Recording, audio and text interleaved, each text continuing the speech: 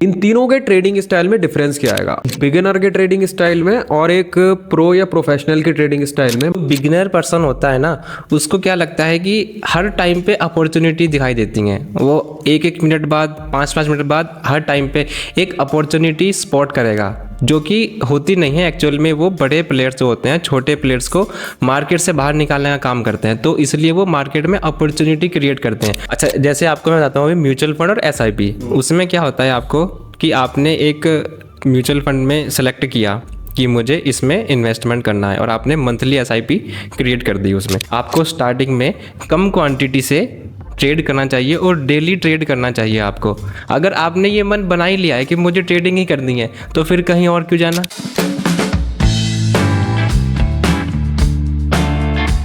So hey guys, welcome to the new episode of behind the job. अब काफी time से हम लोगों ने पॉडकास्ट बंद करे हुए थे, बट हम लेके आए हैं ये पॉडकास्ट फॉर द ट्रेडर्स। जो बिगनर्स हैं उनके लिए बहुत ज्यादा इफेक्टिव और इंपॉर्टेंट पॉडकास्ट होने वाला है। मेक श्योर कि आप ये पूरा पॉडकास्ट देखो। ये पॉडकास्ट बिगनर्स के लिए एक परफेक्ट गाइड होने वाला है कि अगर आप अपनी ट्रेडिंग को और ज्यादा इनहेंस करने वाले हो या फिर आप ट्रेडिंग सीखना चाहते हो, तो कुछ बेसिक स्टेप्स हैं जो आपके लिए सीखना बहुत इंपॉर्टेंट है। देखो, सबसे पहले जो प्रॉब्लम आती है जब भी कोई फ्रेशर है या फिर बिगनर है, तो ना तो प्लेटफॉर्म का पता है किसी को, और ना ये पता होता है कि ट्रेडिंग बेसिकली है क्या, स्टॉक्स क्या है, बाकी सारी चीज़ें क्या है। तो यहीं से स्टार्ट करते हैं कि ये बेसिक चीज़ें होती क्या हैं। तो जैसा कि आपने पूछा ना कि ट्रेडिंग क्या होती है, बिगिनर लोग कहाँ से स्टार्ट करें।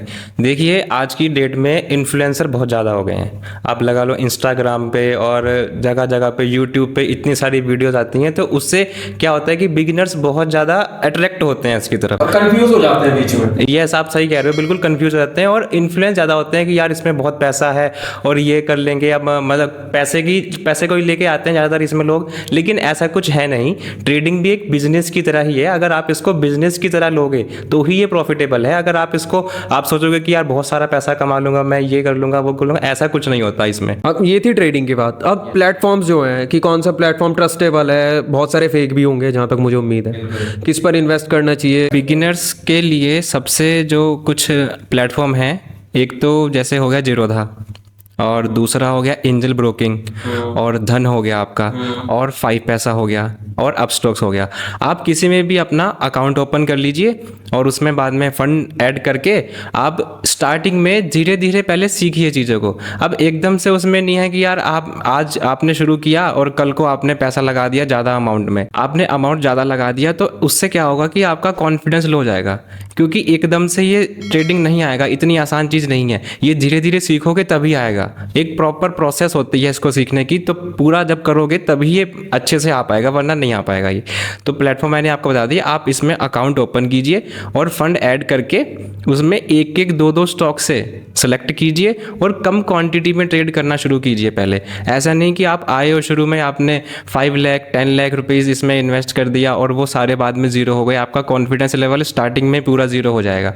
आप आओ पहले अच्छे से इसमें, और अकाउंट ओपन करने के बाद किसी भी एक कंपनी को सेलेक्ट कर लीजिए और उसमें 1 या 2 क्वांटिटी से प्रैक्टिस कीजिए पहले। चार्ट्स उसमें अवेलेबल होते हैं सारे प्लेटफॉर्म में। आप शुरुआत में 1 या 2 क्वांटिटी मैक्सिमम जा सकते हैं और उससे प्रैक्टिस करते रहिए। जैसे जैसे आप आगे बढ़ते रहेंगे आपको अच्छे से लर्निंग मिलती रहेगी और आप फिर प्रॉफिटेबल ट्रेडर अच्छे से बन पाएंगे। आपने कौन कौन से उस पर कर रहे हैं? अभी बोला ना कंपनी आपने, तो आपके हिसाब से सबसे बेस्ट कंपनी कौन सी है इस टाइम, जो लगता है जो इसका ग्राफ ऊपर जाएगा, जो प्रॉफिट देगी ही देगी? मेरे 2 कंपनी में अकाउंट हैं। एक कंपनी तो है एंजल ब्रोकिंग और दूसरी है धन। तो जो मैं ट्रेडिंग के लिए यूज़ करता हूँ वो धन प्लेटफॉर्म यूज़ करता हूँ, और जो मेरा इन्वेस्टिंग पर्पस के लिए है वो मैं एंजल ब्रोकिंग यूज़ करता हूँ, जहाँ पे मैंने स्टॉक्स लेके छोड़ रखे हैं इन्वेस्टिंग पर्पस से। मैं लॉन्ग टर्म उनमें ट्रेडिंग करता हूँ, और जो इंट्राडे मेरा रहता है थोड़ा सा ऑप्शन में और फ्यूचर में, ये मैं धन प्लेटफॉर्म पे यूज़ करता हूँ, जो कि बहुत ईजी टू यूज़ है। बिगिनर बहुत अच्छे से यूज़ कर सकता है उसको। दोनों प्लेटफॉर्म्स में डिफरेंस क्या है? अब बताया ना आपने कि long term investing, short term, और ट्रेडिंग और इन्वेस्टिंग। वो एक्चुअली समझता है ट्रेडिंग एक इंट्राडे और इन्वेस्टिंग में डिफरेंस क्रिएट नहीं कर पाता। इन्वेस्टिंग एक अलग चीज़ है और इंट्राडे ट्रेडिंग एक अलग चीज़ है। अभी जैसे मैंने एंजल ब्रोकिंग अकाउंट में मैंने अकाउंट ओपन किया था, तो उसमें मेरा सारा इन्वेस्टमेंट का पैसा पड़ा हुआ है। मैं जो लॉन्ग टर्म में स्टॉक सेलेक्ट करके अपना बाई करता हूँ वो मैं एंजल ब्रोकिंग से करता हूँ। जो धन प्लेटफॉर्म है एक्चुअल में वो उनके लिए बनाया गया है जो इंट्राडे ट्रेडिंग करना चाहते हैं। उसका सारा पर्पस जो है इंट्राडे ट्रेडिंग पे है। जैसे कि मैं आपको कहूँ स्कैल्पर मोड है, उसमें एक स्कैल्पर मोड से आप इजीली स्कैल्पिंग कर सकते हैं। मींस आपने एक ट्रेड प्लेस किया और वो अगर आपको with in 10 to 15 minutes complete करना है तो आप धन प्लेटफॉर्म यूज़ कीजिए, क्योंकि आपको वहाँ पे एक ही चार्ट में बहुत सारे ऑप्शन अवेलेबल हो जाते हैं। आप वहीं से क्वांटिटी सेलेक्ट कर सकते हो, वहीं से बाई कर सकते हो, वहीं से सेल कर सकते हो।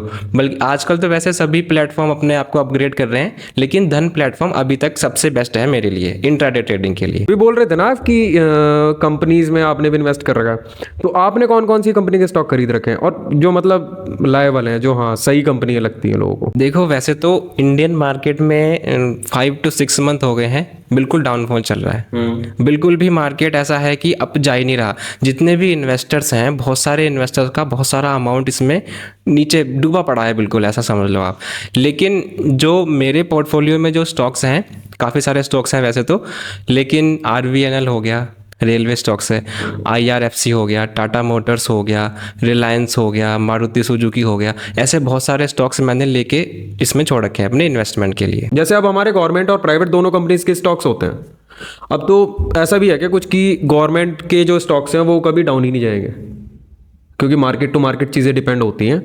तो ऐसा भी है कि गवर्नमेंट के डाउन नहीं जाएंगे क्योंकि वो गवर्नमेंट स्टेबलाइज कर रही है, और वहीं दूसरी साइड हमारे प्राइवेट को अप्स एंड डाउन्स हो सकते हैं। नहीं, ऐसा तो नहीं है कि गवर्नमेंट स्टॉक्स नीचे नहीं जाएंगे, वो तो कंपनी के ऊपर डिपेंड करता है ना, कि अगर वो प्रॉफिटेबल होगी तो स्टॉक्स ऊपर जाएंगे, नहीं प्रॉफिटेबल होगी, उसमें कोई बैड न्यूज़ होगा तो स्टॉक्स का प्राइस नीचे जाएगा। ऐसा नहीं है कि प्राइवेट कंपनी ही ऊपर जाएंगी, गवर्नमेंट कंपनी के शेयर, अगर आप सेफली आप खेलना चाहते हैं इसमें, कि आप चाहते हैं कि मेरा अमाउंट जो है वो सेफ रहे, मुझे ज़्यादा लॉस ना हो, तो आपको एक ट्रस्ट भी बिल्डअप होगा कि यार ये गवर्नमेंट कंपनी है, मैं इसका स्टॉक बाई कर लेता हूँ। अगर वो बाई चांस स्टॉक का प्राइस नीचे भी जा रहा है तो आप वेट कर सकते हैं उसमें। इन्वेस्टमेंट एक्चुअली बिगिनर्स के लिए इन्वेस्टमेंट इसीलिए कहा जाता है कि आप उसको वेट कर सकते हैं उसमें। ऐसा नहीं है कि आपने आज लिया और कल को बेच दिया और आपको लॉस हो गया, ऐसा नहीं है उसमें। आप वेट करो, अच्छे से उसको रैली को होल्ड करके रखो, कभी ना कभी प्रॉफिट में आएगा जरूर। कोई आपकी उसमें ऐसी कंपनी है जो लगता है कि ये कंपनी डाउन ही नहीं गई, या मार्केट में इन फ्यूचर कभी डाउन जाएगी ही नहीं? क्योंकि होंगी एक दो स्टॉक मार्केट के ऊपर अंदर कंपनीज ऐसी जो कि डाउन जाने की नाम ही नहीं रहता जिनका। अब जैसे मैंने एक का सुना हुआ टाटा स्टील का, जहां तक मुझे उम्मीद है उसके स्टॉक्स अभी इतने नहीं गए डाउन और कंपनीज के मुकाबले, एज कंपैरिजन उसके ऊपर ही रहे हैं, वो प्रॉफिट ही देके गई है सभी। स्टॉक्स का प्राइस एक फैक्टर पे डिपेंड नहीं करता। अभी आपने देखा होगा कि 1920 के टाइम पे कोरोना आया था, तो उसके टाइम पे आपने देखा होगा कि सारे ही स्टॉक्स के प्राइस नीचे चले गए थे। कोई ऐसा स्टॉक नहीं था जो अपनी रैली अपसाइड दे रहा हो। जो फार्मा सेक्टर के स्टॉक थे बस वही ऊपर जा रहे थे, बाकी सारे स्टॉक्स डाउन साइड ही जा रहे थे। तो बहुत सारे फैक्टर डिपेंड करते हैं कि स्टॉक का प्राइस ऊपर जाएगा या नीचे जाएगा। 2019-2020 के टाइम पर अब मेरा एक दोस्त है, वो स्टोरी बताता है। अब मुझे ये नहीं पता कि ये शायद दूसरे की स्टोरी है या उसके फ्रेंड की है, मुझे उसने अभी तक अपने फ्रेंड के नाम से बताई हुई है, मैंने ज़्यादा रिसर्च नहीं करी थी इसके ऊपर। उसने बोला कि उसके एक जो दोस्त हैं, उसके बड़े भाई हैं, उन्होंने एक सिगरेट की कंपनी के स्टॉक्स थे उनके पास थोड़े, तो उन्होंने बोला कि अब जैसे कोविड आया है, अब नशा तो कभी कम होना नहीं है। कोविड के टाइम पे भी चीज़ें चली हैं, ऑब्वियस है, लोग दुकान पे गए हैं, तो उन्होंने बोला कि उसने सिगरेट के स्टॉक्स खरीदे। अब जैसे कोविड का एंड हुआ, वो बंदा जहाँ हज़ारों में बैठा था वो करोड़ों में खेलना शुरू हो गया। ये पॉसिबल तो है, लेकिन जैसे कि मैं बात कर रहा हूँ कोविड के टाइम पे, तो कोविड के टाइम पे भी फार्मा सेक्टर्स के जो स्टॉक थे वो ऊपर जा रहे थे। ऐसा नहीं है कि सारे स्टॉक नीचे जा रहे थे। जो फार्मा सेक्टर था वो काफ़ी अच्छी रैली दी है उसने। तो कुछ स्टॉक हो सकते हैं कि कोविड के टाइम पे भी ऊपर गए हों, बट मेरे अनुसार ऐसा लगता है कि सारे स्टॉक्स में आप ना इन्वेस्ट करके कुछ पर्टिकुलर स्टॉक्स को सेलेक्ट करके रखिए और आप उन्हीं पे काम कीजिए। ऐसा है ना कि अगर आप सब जगह पे अगर आप जाओगे तो आपको कहीं से कुछ नहीं मिलेगा। आप अपना एक रूल बनाइए, रूल फिक्स कीजिए और सिर्फ उसी पे काम कीजिए।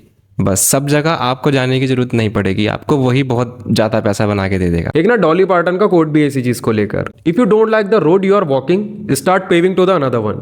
मतलब सीधा वही चीज़ है कि अगर जिस रोड पे तुम लोग चल रहे हो, जिस रास्ते पे तुम चल रहे हो, मान लो स्टॉक्स का ही ले लो, अब तुम एक स्टॉक के पीछे जा रहे हो, अगर तुम्हें वो पसंद नहीं आ रहा ना, तो उसके अनुसार जो कोट है कि तुम खुद का रास्ता बना लो, जस्ट लाइक अपने मीडियम से ढूंढो कोई अच्छी सी कंपनी, क्या पता छुपी बैठी हो सामने ही। मार्केट में कंपनी तो भरी पड़ी है, बहुत सारी कंपनी है यार। आप जाके एक बार सर्च करना शुरू करो, एनालाइज करना शुरू करो, आपको ऐसी ऐसी कंपनी मिल जाएंगी जो एक एक साल में 100% तक का भी रिटर्न देती हैं। लेकिन ऐसा है ना कि अब एनालाइज करना बहुत ज़रूरी है चीज़ों को। बिना एनालाइज करे आप इन्वेस्टमेंट करोगे, खुद की रिसर्च कर ना करके आप उस पर इन्वेस्टमेंट करोगे तो गलत हो जाएगा। तो कहीं ना कहीं मेरे हिसाब से आपको स्टार्टिंग में कम क्वांटिटी से ट्रेड करना चाहिए और डेली ट्रेड करना चाहिए आपको। अगर आपने ये मन बना ही लिया है कि मुझे ट्रेडिंग ही करनी है तो फिर कहीं और क्यों जाना।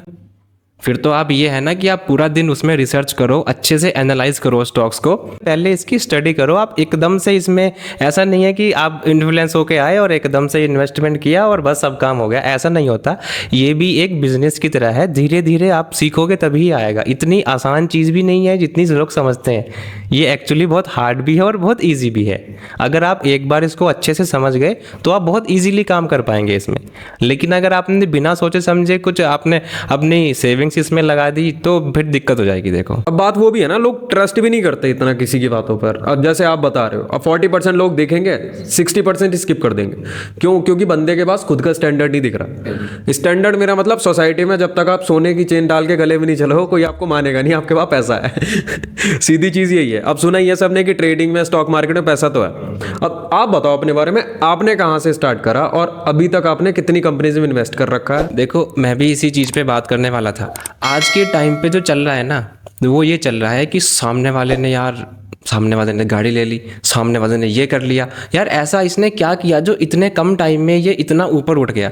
तो वो कहीं ना कहीं देख के उनके माइंड में गलत मैसेज आता है, बिगिनर्स के माइंड में। और आजकल जैसे बहुत चल रहा है कि इंस्टाग्राम से इन्फ्लुएंस होके हमने देखा कि यार ये बंदा ट्रेडिंग कर रहा है तो चलो ट्रेडिंग करते हैं। ऐसा नहीं होता। जरूरी नहीं है कि जो पर्सन इन पे काम कर रहा है या आपको जो शो ऑफ कर रहा है वही प्रॉफिटेबल ट्रेडर हो। हमारे जैसे ट्रेडर भी कहीं ना कहीं छुप के बैठे हैं, ऐसी बात नहीं है, जो कि किसी को दिखाई नहीं देते और अच्छा खासा प्रॉफिट कमा रहे हैं। एक लाइन फेमस है ना कि जो दिखता है वही बिकता है, तो वही काम मार्केट में भी चल रहा है। लोग आते हैं, इन्फ्लुएंस करते हैं लोगों को, पता नहीं कैसे अजीब अजीब टाइप की वीडियो बनाते हैं, तो बिगिनर्स को लगता है कि यार ये तो बहुत अच्छा बंदा है। वो फिर इसके पीछे उनकी साइंस चल रही होती है कोर्स सेल करने की अपने, वो सारा पैसा अपना कोर्स सेल करके बनाते हैं। ऐसा नहीं होता। प्रॉपर लर्निंग आपको हर एक से सीखने को नहीं मिलेगी। कोई कोई पर्सन है जो जेन्युइन होगा और आपको सीखने को वहाँ से बहुत कुछ मिलेगा। आपने स्टार्ट कहाँ से करा? कोई मतलब आपके गुरु रहे होंगे या फिर जिनसे आपने नॉलेज ली थी, कोई टीचर, यूट्यूब वीडियो, कुछ भी हो सकता है, या बुक्स पढ़ के? आप किस चीज़ को ज़्यादा प्रेफरेंस दोगे कि हाँ ये चीज़ बेस्ट है, जहाँ से मैंने सीखी है उस चीज़ से आप भी सीख सकते हो, या फिर वो चीज़ प्रॉफिट देगी, वो लॉस में कम लेके जाएगी? मैं एक्चुअली इस इंडस्ट्री में काफ़ी टाइम से हूँ और मैंने सीखने में ज़्यादा टाइम इन्वेस्ट किया है अपना, मैं ना कि करने में इसको।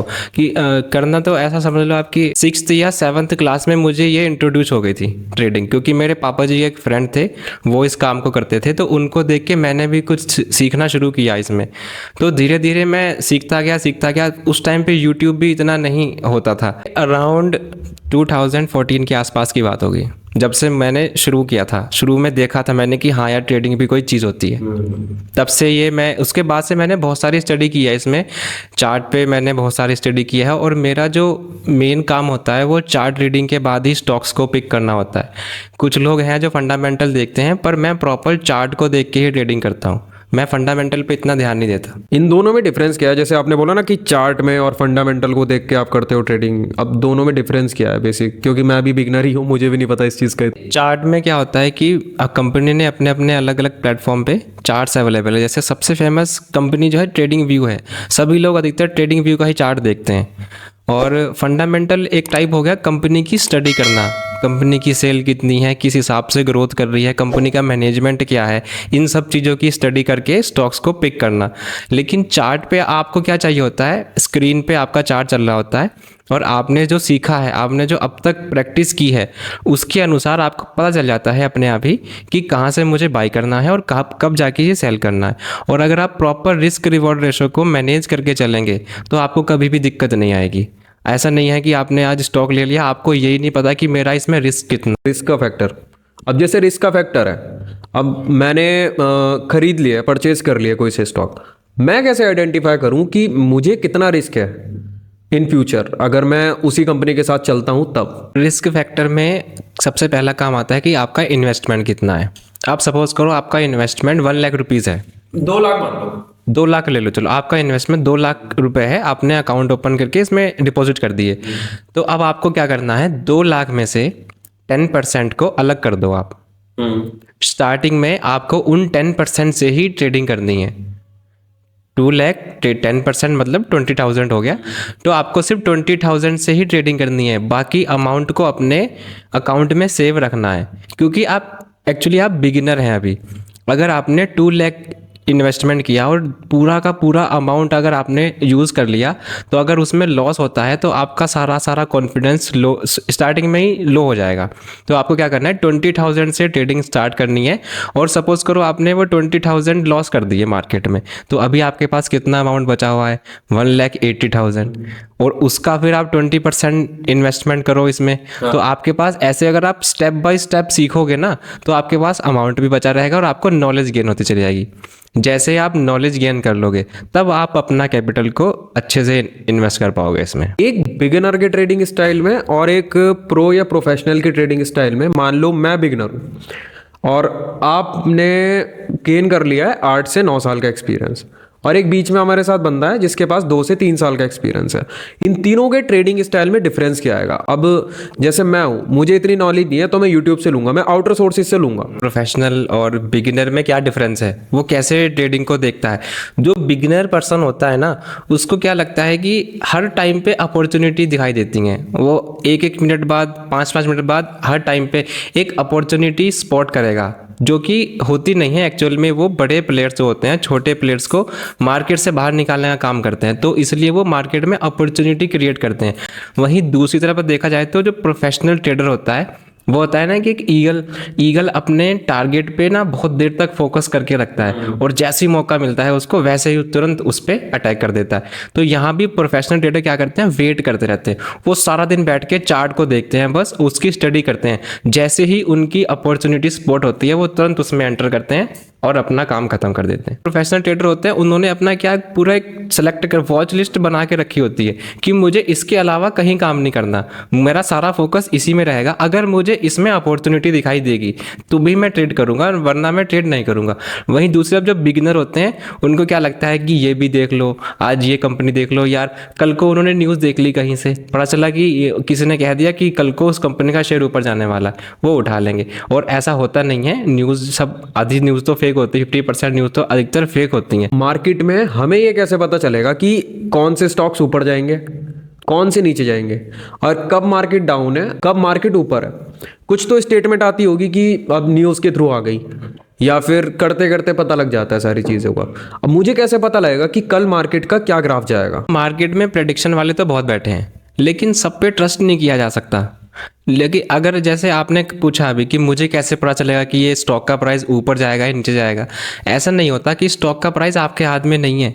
स्टॉक का प्राइस तो अपने हिसाब से चलेगा, बस आपको क्या करना है, उसमें अपॉर्चुनिटी फाइंड करनी है। देखो कुछ लोग जो फंडामेंटल एनालाइज करके ट्रेडिंग करते हैं, तो वो देखेंगे कंपनी का सारा मैनेजमेंट क्या है, कैसे कवर अप करती है, कैसे प्रॉफिट करती है, क्या इसकी बैलेंस शीट रही है, वो इन सब चीज़ों की स्टडी करती है। वहीं दूसरी तरफ अगर मैं अपनी बात करूँ, मुझे सिर्फ चार्ट देखना होता है। चार्ट पे बहुत सारी चीज़ें हैं, पैटर्न होते हैं, चार्ट रीडिंग होती है। तो इन सब चीज़ों को देख के आपको खुद ही पता चल जाएगा कि कब मुझे बाई करना है, कब सेल करना है। देखो वैसे टॉप और बॉटम तो किसी ने पकड़ा नहीं आज तक मार्केट का। आपको लगता है कि यहाँ से मार्केट ऊपर जाएगा, लेकिन वहीं होता क्या है कि वहीं से मार्केट पता चला 10% 20% डाउन साइड चला गया और कभी फिर ऊपर नहीं आया। तो ऐसा है कि इसमें आप अपनी स्टडी करो खुद की और प्रैक्टिस करो। Practice makes a man perfect. और इस वाले प्लेटफॉर्म में तो सबसे ज़्यादा प्रैक्टिस काम आती है। आप जितनी ज़्यादा प्रैक्टिस करोगे उतना ही आप परफेक्ट बनोगे। अब वही बात है ना, बिगिनर के लिए जो गाइड होती है कि वो स्टार्ट कहाँ से करें। अब जो भी बिगिनर है उनके लिए बेस्ट चीज़ क्या है, इंट्राडे या फिर इन्वेस्टमेंट? क्योंकि दोनों चीज़ें में कंफ्यूज हो जाते हैं लोग। बिगिनर्स आप क्या समझते हो? बिगिनर कौन होगा? बिगिनर आजकल के स्टूडेंट 5-6 हज़ार को कुछ नहीं समझते यार। अगर आप उस चीज़ को अच्छे से इसमें स्टडी करके इन्वेस्टमेंट करोगे तो आपको बहुत सारी नॉलेज मिलेगी। तो मेरे हिसाब से स्टूडेंट के लिए सबसे, आपने पूछा कि बिगिनर के लिए सबसे बेस्ट क्या रहेगा, तो बिगिनर के लिए सबसे बेस्ट इन्वेस्टमेंट और इंट्राडे में, इन दोनों में से चूज़ करना पहले सबसे बड़ी प्रॉब्लम उनके लिए होती है। वो चूज़ ही नहीं कर पाते कि मैं इन्वेस्टमेंट में जाऊँ या इंट्राडे में जाऊँ। तो देखो मेरे अकॉर्डिंग सबसे पहले उनको इन्वेस्टमेंट में जाना चाहिए, म्यूचुअल फंड में और एसआईपी में। ये मतलब कि इन्वेस्टमेंट पर्पस से ही सारे काम करें वो। तो इंट्राडे में एकदम से स्विच ना करें, जब उनको इन्वेस्टमेंट में पूरी प्रैक्टिस हो जाए तब जाके वो कहीं इंट्राडे में स्विच करें।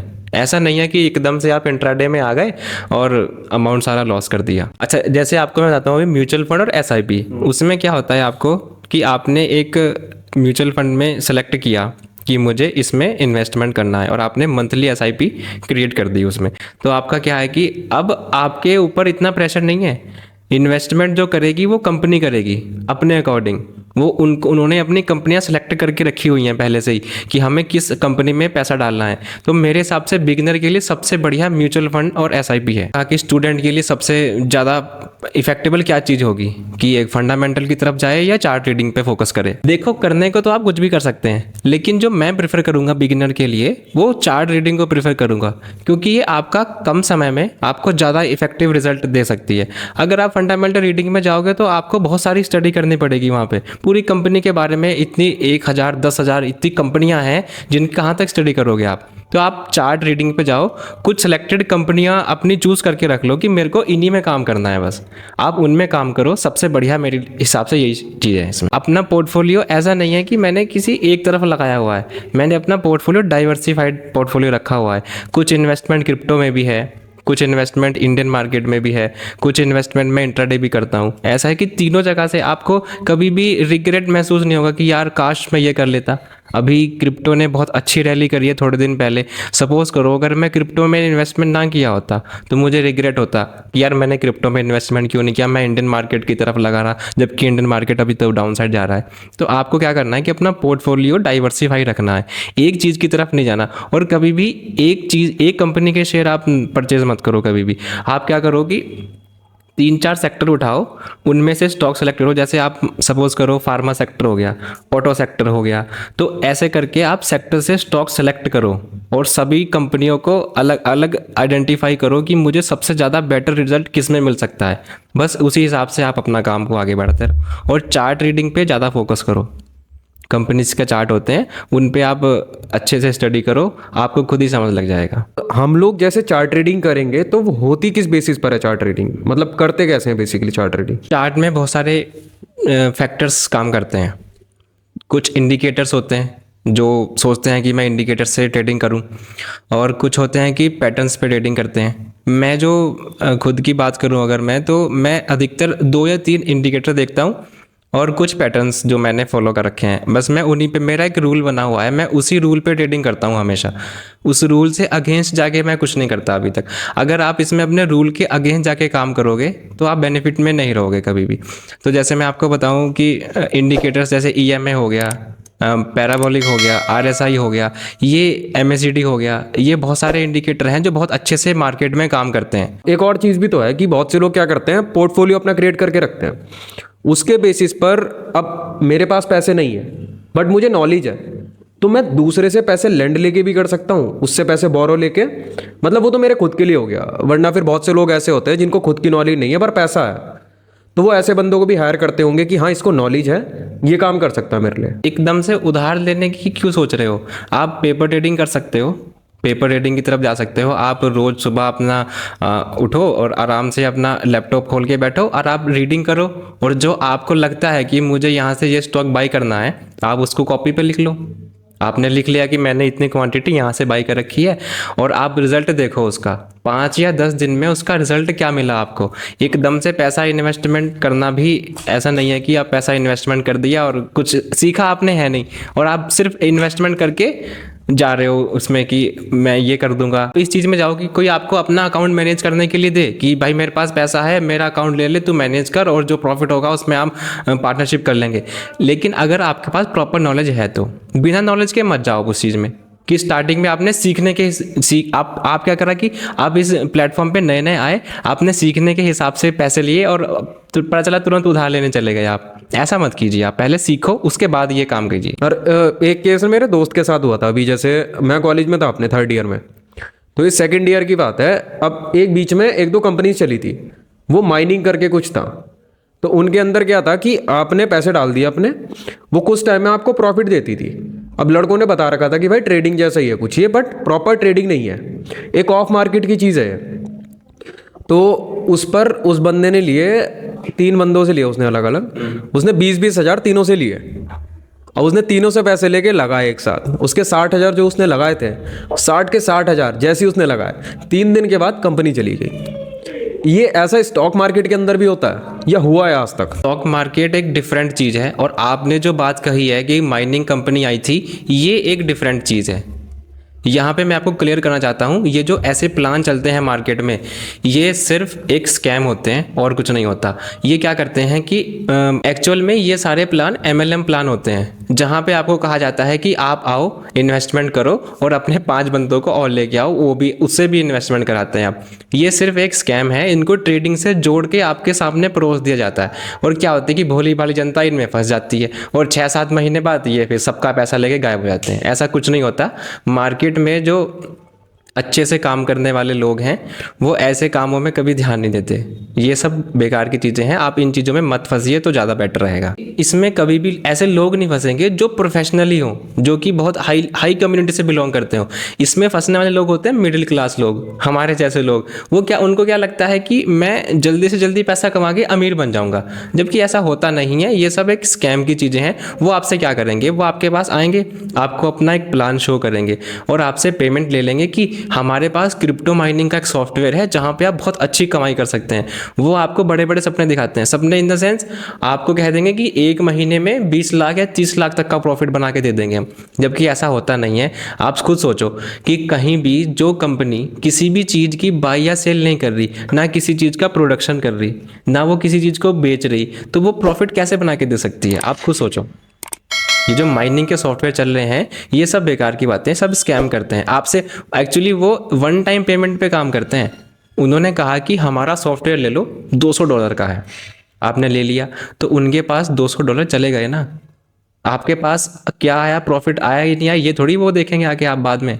बस उनके पास तो एक बार चले गए आपके। तो ऐसे ही वो, आप सोचो कि कितने बंदों ने उनको $200 दिए होंगे। उनकी कमाई का आप अर्निंग का अंदाज़ा लगा के देखो आप। आधा पैसा इधर से लिया, आधा उधर को दिया, तो इधर भी पता लग गया कि इसने पैसा दे सकता है, तो वो बड़ा अमाउंट लगाएगा ही लगाएगा, ऑब्वियस सी बात है। अब जिसने छोटा अमाउंट लगाया उसे छोटा प्रॉफिट दे दिया। तुम बड़े पैसे लगाओ, तुम्हें बड़ा प्रॉफिट मिलेगा, और जैसे ही बड़ा पैसा लगता है कंपनी गायब। अरे यही तो स्कैम है इसमें। आप जैसे ही बड़ा अमाउंट, अभी आपने कहा कि जैसे मैंने बड़ा अमाउंट डाला तो वो सारा कंपनी भाग गई, वो उसका पता नहीं चला फिर वो कहाँ चली गई। तो सबसे पहले ये आपको लालच देते हैं। लालच देते हैं कि आपने छोटा अमाउंट इन्वेस्टमेंट किया और जैसे ही आप बड़े अमाउंट की तरफ स्विच करोगे तो वो लेके भाग जाएंगे आपका पैसा। तो अब तो जैसे टाइम हो ही गया है वीडियो का हमारी, तो जाने से पहले ना आप मुझे थोड़ी सी ऐसी प्रो टिप दे के जाओ जो बिगनर्स के लिए बहुत ज़्यादा फायदेमंद होगी, जिससे उन्हें लॉस की ज़्यादा टेंशन ना रहे, प्रॉफिट भी आए, बट वो चीज़ लॉन्ग टर्म की इन्वेस्टिंग होती है हमेशा, तो प्रॉफिट आता रहे, बंदा लॉस में ना जाए। देखो, जल्दबाजी वाली कोई कहानी नहीं है यहाँ पे। आप बहुत इजीली, बहुत आराम से सब काम करो। सबसे पहले आप अपना डीमैट अकाउंट ओपन करो। जो कंपनीज मैंने आपको बताई हैं, सबसे पहले आप ज़ेरोधा में, एंजल ब्रोकिंग में या धन में, आप किसी में भी एक अकाउंट ओपन करो और मेरे कहने से आप 9:15 बजे से लेके 3:30 बजे तक मार्केट में आओ, उसकी स्टडी करो। आपको करना कुछ नहीं है, आपको इन्वेस्टमेंट भी नहीं करना। आप कॉपी पेन लेके आओ और पेपर ट्रेडिंग पे ध्यान दो। शुरू में पेपर ट्रेडिंग करो आप, 9:15 से 3:30 बजे तक बैठो और मार्केट को देखो कि चल क्या रहा है इसमें। सबसे पहले आपको 6 महीने तो इसी में सीखने में लग जाएंगे कि चल क्या रहा है। आपको समझ ही नहीं आएगा कि ये कैसे करूँ, कैसे होता है सब कुछ। तो आप कुछ मत करो, उस चार्ट को देखो और सबसे पहले एनालाइज करो कि एक्चुअली इसमें होता कैसे है सब चीज़। और अगर आप कहीं से सीखना चाहते हैं, ऐसी बात नहीं है, बहुत सारे मार्केट में ऑफलाइन कोर्सेज भी होते हैं, तो सीख सकते हैं थोड़ा बहुत, लेकिन ज़्यादा इन्फ्लुएंसर की तरफ मत जाना एकदम से कि आपने देखा कि यार ये तो बहुत अच्छे से काम कर रहा है और आप उसकी तरफ चले गए। आप खुद की लर्निंग पर ज़्यादा ध्यान दो। इसमें सिर्फ एक चीज़ काम आती है, जब आप इन द एंड जब सब कुछ सीख जाओगे ना, आपको 1 साल 2 साल 3 साल का एक्सपीरियंस हो जाएगा, तो आपको पता चलेगा कि आपसे बेटर स्ट्रैटेजी इस मार्केट में किसी के पास नहीं है। यही सबसे इसमें मेन बात है कि हम सब जगह भटकते रहते हैं और इन द एंड हमें आके पता चलता है कि यार हमारी स्ट्रैटेजी हमारे लिए सबसे अच्छा वर्क कर रही है। तो क्यों ना आप अपनी एक स्ट्रैटेजी बिल्डअप करो और उसी रूल पे काम करो। ट्रेडिंग का सिर्फ एक टिप्स है कि आप अपनी रूल पे हमेशा कायम रहो, रूल से कभी मत भटको। आप एक कॉपी पेन लेके आप उसको नोट डाउन करो कि मेरा ये रूल है, मैं हमेशा इसी पे काम करूँगा। बस आप उसी चीज़ पे काम करो हमेशा, वही आपको बहुत अच्छा पैसा बना के दे देगी। ऐसा नहीं है कि आपको बहुत सारी स्ट्रैटेजी की ज़रूरत पड़ेगी या मुझे बहुत सारी चीज़ मुझे पता होगी तब मैं इसमें काम कर पाऊँगा, ऐसा नहीं है। एक छोटी सी स्ट्रैटेजी भी इसमें एक गुड रिटर्न बना के दे सकती है। अभी सपोज करो आपको मंथली रिटर्न स्टार्टिंग में आप कितना मानते हो कि आप कितना गुड टू इनफ होगा? मेरे हिसाब से आपको अगर 6 to 7% भी मंथली रिटर्न बन रहा है ना, वो भी गुड टू इनफ है बिगिनर के लिए। आप ऐसा समझो 6 to 7% का जब आप कंपाउंडिंग लेके जाओगे ना तो वो बहुत बड़ा अमाउंट बैठता है 1 ईयर का अगर आप लेके जाओगे तो थैंक यू शक्ति भाई, बड़ा मजा आया आपसे बात करके ट्रेडिंग के बारे में। मेरे भी बहुत सारे डाउट थे, वो सारे भी क्लियर हो गए। और गाइज अगर आप लोगों को जानना है और ज़्यादा ट्रेडिंग के बारे में तो अभी कमेंट्स में आके लिख दीजिए ट्रेड, तो हम शायद इसका सेकंड पार्ट भी लेके आ सकते हैं, क्योंकि अभी तो शक्ति भाई को थोड़ा सा काम है। बाकी मिलते हैं। हमारी इंस्टाग्राम आईडी को जरूर फॉलो कर लेना, ऊपर आई बटन पे जाके आप चेकआउट कर सकते हो, हमारी और वीडियोस भी हैं। और अगर आपको कुछ भी डाउट है तो आप बिना किसी झिझक के एकदम कमेंट्स में आके पूछ सकते हो। कमेंट सेक्शन हमारा ऑन है। और वीडियो को लाइक कीजिएगा। और साथ ही साथ एक गुड न्यूज़ और है, हमारे 1K सब्सक्राइबर्स कंप्लीट हो गए हैं। थैंक्स फॉर लविंग अस और कीप वॉचिंग।